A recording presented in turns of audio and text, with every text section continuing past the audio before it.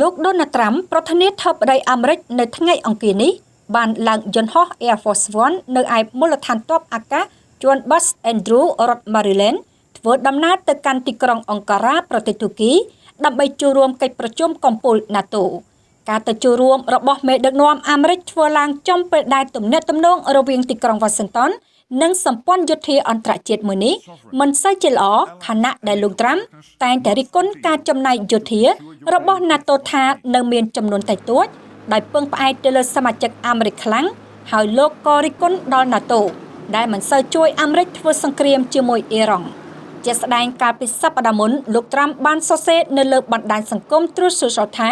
គួរឲ្យអស់សម្ដេចខ្លាំងណាស់សម្រាប់សហរដ្ឋអាមេរិកនៅក្នុងការបន្តដើរតាមផ្លូវឯកតោភាគីនេះនៅពេលដែលទំនាក់ទំនងមិនមានទៅវិញទៅមកពួកគេមិននៅទីនោះសម្រាប់យើងទេ